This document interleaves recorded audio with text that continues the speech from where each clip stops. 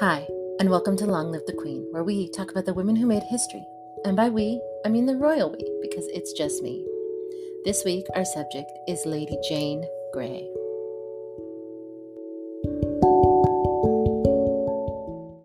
Lady Jane Grey was born in October 1537. She was the great-granddaughter of King Henry VII, the first Tudor king. Her grandmother was King Henry VIII's younger sister, Princess Mary Tudor, who became the Queen of France. Mary was only 18 when she married the 52-year-old King of France, and he died less than 3 months into their marriage. Mary then returned to England and eloped with her brother's best friend, Charles Brandon, Duke of Suffolk. Their second child and oldest daughter was Lady Frances Brandon. Lady Frances was a lady-in-waiting for Queen Catherine of Aragon, along with Maud Parr from our last episode. Lady Frances married Henry Grey, Marquess of Dorset. This is only important because it sets the stage for the future. But in the short version, Lady Jane Grey is the daughter of a marquess, the granddaughter of a princess turned queen turned duchess, and the great-granddaughter of a king. Her mother was the niece of King Henry VIII and cousin to his children, Edward, Mary, and Elizabeth. Her father was the great-grandson of Elizabeth Woodville from her first marriage before she became Queen of England. Her mother was Elizabeth's great-granddaughter from her marriage to the king. Her parents were half second cousins. So she was descended from Elizabeth Woodville from both of her marriages. Because all of my episodes are so intertwined. For a blast from the past, check out Jane's great-great-grandmother times two's episode, Elizabeth Woodville. What I'm getting at is that she was very noble, but her line of the family, both sides, hadn't been royal for some time now. To put her life in perspective, she was born the year after the execution of Queen Anne Boleyn, right around the time King Henry's third wife, Jane Seymour, had her first baby, Henry's first and only son, Edward. Queen Jane died when her baby was only 12 days old from complications from childbirth. Jane had an excellent education and a reputation as one of the most learned young women of her day. Education for women that could afford it was now in fashion, and her mother had been part of a friend group that included Catherine Parr. This group of girlfriends loved learning and talking about the things they had learned. Jane received a humanist education, speaking Latin and Greek from an early age, also studying Hebrew and Italian. She was particularly fond throughout her life of writing letters in Latin and Greek. Through the influence of her father and her tutors, she became a committed Protestant. She preferred academic studies rather than activities such as hunting parties, and allegedly regarding her strict upbringing, which was typical of the time, as harsh. Once, when she was found reading Plato, she is said to have complained, "For when I am in the presence of either father or mother, whether I speak, keep silent, sit, stand, or go, eat, drink, be merry or sad, be sewing, playing, dancing, or doing anything else, I must do it as it were in such weight, measure, and number, even so perfectly as God made the world, or else I am sharply taunted, so cruelly threatened, yea, presently, sometimes with pinches and nips and bobs, and other ways, which I will not name for the honor I bear them, that I think myself in hell." Jane's father was a friend and supporter of his wife's uncle, King Henry VIII, through all 6 of his marriages. That's not something a lot of people can say. Supporters of King Henry had been dropping like flies for some time now, with the discarding of each wife. Jane's mother was also close to her uncle and many of his wives, her aunts. Her godmothers were the former Queen Catherine, her aunt, and Catherine's daughter, Princess Mary, her cousin. But she too stayed loyal to the king through it all. She secured a place at court with her uncle's 6th wife, Catherine Parr, who had been a friend of her mother's. Again, unusual to survive and even thrive through the regime change of queens and shifting loyalties. King Henry's succession laws had been all over the place and were very confusing if you weren't paying close attention. He had a daughter, and she was heir. Then he divorced and made that same daughter illegitimate. Round 2. He married again, had another girl, and she was the heir. Then her mother was executed, and like her sister, she too was declared illegitimate. Then he married a third time. The good news was she had a boy. The bad news was his wife had to die to do it. So then that boy was the heir. King Henry had 3 more wives, but no more legitimate children, so he didn't have a spare. Unless, of course, he re-legitimized his daughters. That is what his 6th wife, Catherine Parr, convinced him to do. So at the end of his life, the order after him was his son Edward, then his daughter Princess Mary, then his daughter Princess Elizabeth, in that order. Coincidentally, the exact same order it would have been had the king not messed with any of the laws in the first place. All 3 of them would be followed by any children they may have in the future. They were just assuming Edward would have children and Mary and Elizabeth wouldn't be needed. But of course, stuff went down and nothing really went to plan. King Henry died in January of 1547 at the age of 55, leaving his 9-year-old son, the new King Edward VI. The king is dead. Long live the king. The new king was only 9 years old, but he was accepted by the Privy Council and the people. King Henry's reign had lasted nearly 40 years, and it was very turbulent. Hopefully, the next generation would be a little more chill. Princess Mary wasn't thrilled about her brother being king. He was a Protestant and she was a Catholic. But until he had children, Mary was still his heir presumptive, meaning that presuming nothing changed and her brother didn't have children, she was next in line. But any children he would have would displace her position. Princess Mary, by this point, was almost 31 years old. She still wasn't married and had no children because her father was kind of petty and neglectful, and he put all of his eggs in his son Edward's basket. Mary had always just been a backup plan. In the eyes of everyone, she was a spare. Princess Elizabeth was 13 years old when her father died. She was now an orphan, her mother having been executed by her father when she was just 2. She went to live with her stepmother, Catherine Parr. Around the same time, Jane was 9 years old and going to move into the household of Thomas Seymour. It was common for noble children to move into the houses of other nobles to further their education. 9 was a little early, and it was unusual for a 9-year-old girl to join the household of a single man. But wardships like that did exist. King Henry's grandmother, Margaret Beaufort, was a child ward to her future husband, Edmund Tudor. I don't like it, but that's what they did. If Thomas Seymour had any thoughts of marrying Jane when she got a little older, that would have been his backup plan. For now, he was setting his sights higher. What you have to understand is that Thomas Seymour was kind of a skeezy guy, allegedly. The new King Edward VI was a 9-year-old royal orphan. He couldn't run the country.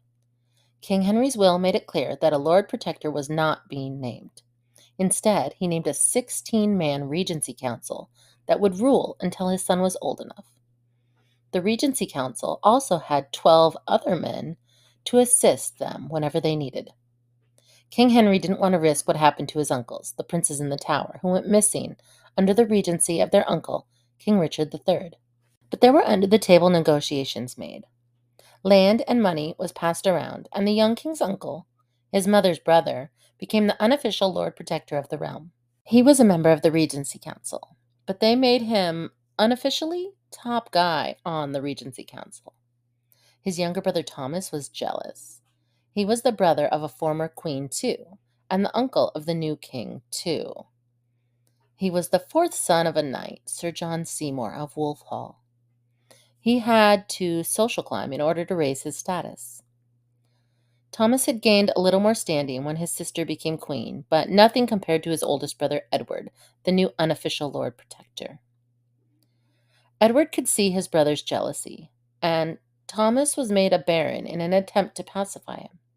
A baron was the lowest of the nobility, but it was a promotion from gentry, and that's what Thomas had been. But it wasn't the position he had been striving for. In his younger years, he had his sights set on the young, beautiful, wealthy widow, Catherine Parr, and she had her eyes set on him. He was going to be a very wealthy man if he married her. But around the same time, he proposed to Catherine.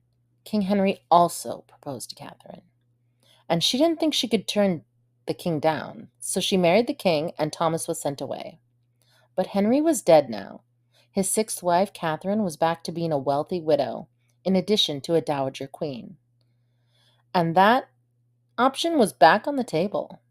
Just a few months after the death of the king, Thomas Seymour married his widow, Thomas' former love interest, Catherine Parr. This was way too soon for most people, but things were looking up for Thomas. He moved in, along with his ward, the 9-year-old Lady Jane Grey, to Catherine's home, where the 13-year-old Princess Elizabeth also lived. Princess Elizabeth and Lady Jane Grey were first cousins once removed, because Elizabeth's cousin was Jane's mother. The newly married Thomas Seymour and Catherine Parr were raising both girls almost as if they were sisters. But of course they weren't. Elizabeth was a princess, and Lady Jane Grey was the granddaughter of a princess. One would think that Thomas would be happy in his new position.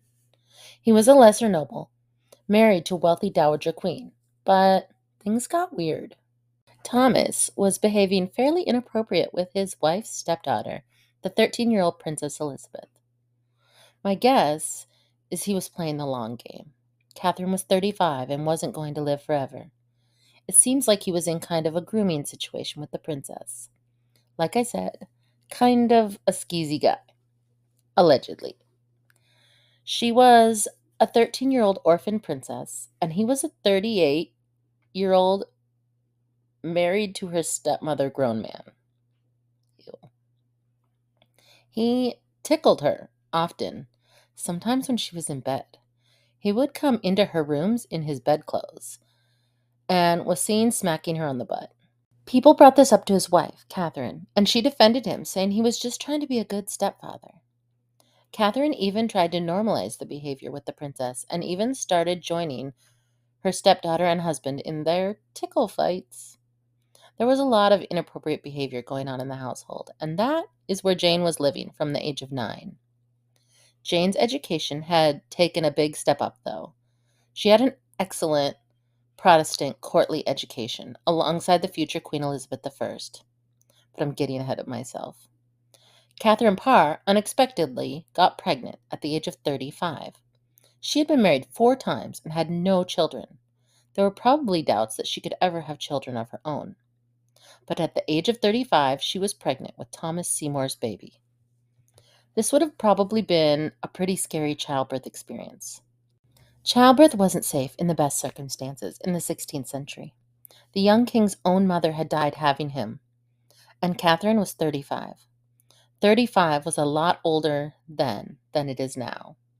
At 35, she was closer to grandmother age than mother age, but she loved Thomas very much, and I'm sure she was excited to have his baby. This was the marriage she had chosen. But she had caught her husband and stepdaughter in a couple of inappropriate embraces, and she was starting to see their relationship differently. Catherine sent her stepdaughter, who was 14, away, and Catherine moved along with Lady Jane, because who's going to leave an 11-year-old alone with that man? Not Catherine. She loved him, but this was a problem. Unfortunately, Catherine Parr died having her baby, a little girl named Mary, and she left everything to her husband, making Thomas Seymour very, very wealthy. Lady Jane Grey was 11 and was chief mourner at Catherine's funeral. Catherine's funeral was the first Protestant funeral in England to be held in English, a big step for the formerly Catholic country. Baby Mary went to live with the Dowager Duchess Catherine Brandon, who was the step-grandmother of Lady Jane. Step-grandmother Dowager Duchess Catherine was only 29 years old and friends with the late Dowager Queen. They had both been young women married to 2 older best friends. They had bonded. We don't know what happened to baby Mary Seymour, but she disappeared from all historical records after she was 2 years old, leading people to believe she had died in childhood. Baby Mary's dad was busy. He was now a wealthy widower, uncle of the 11-year-old king, and jealous younger brother to the guy running the country. He decided that his next step was to get control of the king and marry him to his young ward, Lady Jane Grey. Thomas decided that his best move was to kidnap his nephew, and then he would be in charge of the country. He doesn't strike me as the most intelligent man. Thomas went to the king's bedchamber in the middle of the night with a loaded pistol. Pistols were a fairly new invention, but they've made it on the scene. Thomas accidentally woke up the king's pet dog, and it started barking, and Thomas shot the dog. So he was arrested because you can't break into the king's bedroom with a gun and shoot his dog. He was tried for treason and executed on the orders of his older brother. If you go back and listen to Elizabeth Woodville's episode, it's very King Edward IV executing his brother George vibes. Jane had returned to Thomas's household for a couple of months after the death of Catherine, but before the execution of Thomas. Jane's father had been a close friend of Thomas Seymour, but after many interrogations, he was cleared. He had tried to offer Jane in marriage to a number of men and boys in order to strengthen his position, because she was his most valuable bargaining chip. Jane, at 16, was betrothed to 18-year-old Lord Guildford Dudfrey, the son of a duke. They were married the same day. It was like a 3-hour engagement. And plots were afoot. King Henry VIII had set a poor precedent by changing the laws of succession approximately 4 billion times, and now that was just something people felt they could do. In January, the 15-year-old king became sick. He started to recover, but then he was sick again. He would never fully recover. King Edward would be sick for about 6 months before he died. We don't know exactly what he died of, but there have been ideas. Some people thought it was poison, but it probably wasn't. The doctors of the day thought it was a tumor in his lungs. It had also been suggested that he got measles, then smallpox, then tuberculosis. Or it could have been pneumonia. It was probably some kind of lung thing. Because he suspected he was dying, the king used his last 6 months to write out a will, and of course changed the laws of succession, like father, like son. As it stood, the succession went Edward, his sister Mary, his sister Elizabeth, and then our very own Lady Jane, followed by her 2 younger sisters. But Edward was very Anglican, and his older sister Mary was very, very Catholic. Edward knew that if he died without children, his sister Mary would reverse the progress that the Protestants had made in the Reformation. And she would revert England back to its formerly Catholic self. He didn't want that. He would have preferred his older sister Elizabeth, who was also Protestant, but he couldn't skip Mary and go straight to Elizabeth. So he removed both of his sisters from the line of succession, just like his father had. He said that his cousin, Lady Jane Grey, was to be his heir. She was going to be the next Queen of England, if Edward had anything to say about it. It likely was pushed by both Lady Jane Grey's father and her father-in-law. They were shooting for the stars and trying to change the lines of succession. King Edward VI died at the age of not quite 16, on the 6th of July, 1553, just 2 months after Jane had married young Lord Dudley. The king is dead. Long live the Queen? Edward died July 6. 3 days later, Jane Grey was told she was the new queen, something she later said she accepted with reluctance. She was, after all, just a 16-year-old girl. The following day, on July 10th, the death of the king was announced to the public, most of whom assumed that Princess Mary would be the next queen, as King Henry had stated in his lifetime. But surprise! King Edward had changed it at the last moment, and you get 16-year-old Lady Jane Grey instead of 37-year-old Princess Mary. So the Catholics were livid. This was supposed to be their moment. Princess Mary was their literal Hail Mary for Catholicism, puns intended. In just a couple of days, Mary had enough support to overthrow Jane's father and father-in-law. It wasn't even really that hard. She had mad popular support. She was proclaimed queen by the Privy Council on July 19th, leaving Jane deposed with the title of the 9-day queen. If we date it back to Edward's death, she actually made it 13 days. But regardless, she was a contested queen for less than a fortnight. While she had been named queen, it really never held water, so she isn't usually considered the queen. So the queen is totes still alive, but long live the other queen. Queen Mary entered London, accompanied by her half-sister Elizabeth and 800 nobles. People were arrested. The new queen wasn't messing around. Lady Jane's father-in-law was executed for treason just a few weeks later. Lady Jane and her husband, Lord Dudley, were found guilty, but not executed. Queen Mary I realized that they were likely just pawns in the game. They were held in the Tower of London, and Jane's father was released. Almost all of the Privy Council was implicated in the attempt to suppress Mary as queen. But Mary had bigger fish to fry. The conclusion seemed to be that Jane and Dudley could remain alive in prison. Queen Mary understood that they were young and likely just doing what they were told to do. Queen Mary was 37, unmarried, and with no heirs. This was her chance to revert England back to Catholicism. But she needed an heir, or after her death, her younger sister Elizabeth would be the next queen, and she was Protestant.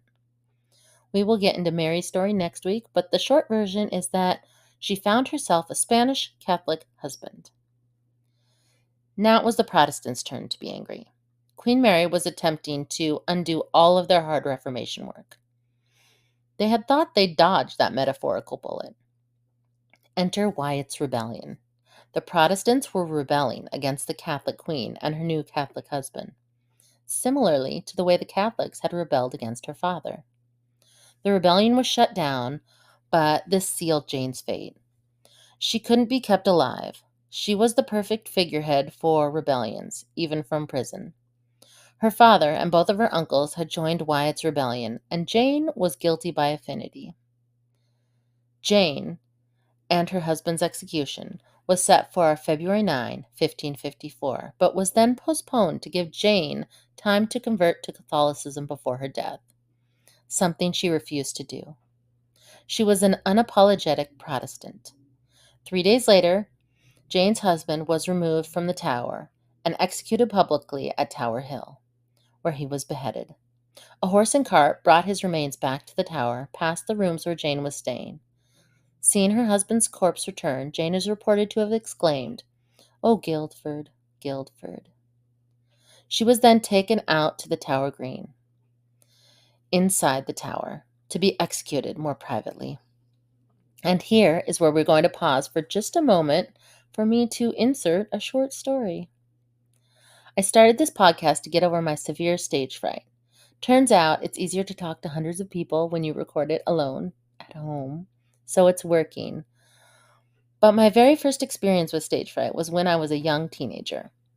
My childhood church was celebrating the Protestant Reformation because, like Lady Jane, I grew up Protestant. I was asked to give this speech to my church when I was roughly 13. I was excited, but as soon as I started speaking, I started crying. I was terrified, but I just kept talking. The good news was I was reciting the speech from Lady Jane Grey right before she was executed, so everyone just thought I was an amazing actress. I held the whole church in tears, and no one knew it was because I was legitimately terrified. So this is kind of a full circle moment for me. I'm about to repeat the same speech I was terrified to give at 13 for all of you. Jane reportedly gave a speech upon ascending the scaffold. "Good people, I am come hither to die, and by a law I am condemned to the same. The fact indeed against the Queen's Highness was unlawful, and the consenting thereunto by me. But touching the procurement and desire thereof by me or on my behalf. I do wash my hands thereof in innocency. Before God and the face of you, good Christian people, this day, have mercy upon me, O God. Then she handed her gloves and handkerchief to her maid. The executioner asked her for forgiveness, which she granted him, pleading, I pray you dispatch me quickly, referring to her head.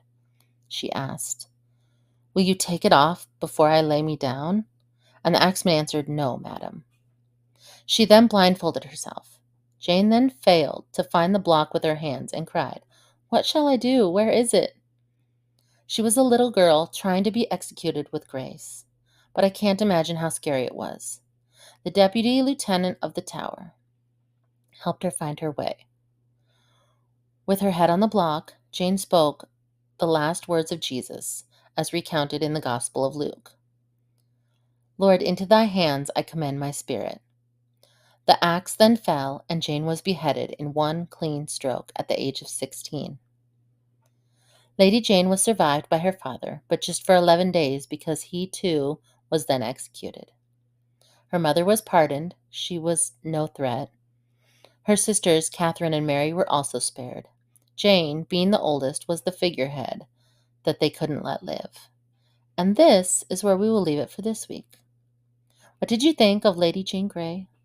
This was a hard one for me, not just because I had to revisit my own minor trauma, but mostly because Jane's story is just so sad. She is generally not considered a Queen of England because her reign was contested and so short. She was just a pawn in the game of powerful men. I don't know that I would have done any better at 16. She was just doing what she was told to do. The Privy Council told her she was queen. She had no choice. She didn't stand a chance, and I just wish she had a happier, longer life. She died at 16, a sophomore in high school. Execution shouldn't have been her biggest problem, but she met it with more grace than I would expect from any other 16-year-old. You can share your thoughts with me at longlivethequeenpodcast@gmail.com or on Facebook or Instagram at longlivethequeenpodcast. If you enjoyed this episode, share with friends. If you hated it, share it with your enemies. I'm not picky. Long live to all the queens out there, and until next week, bye.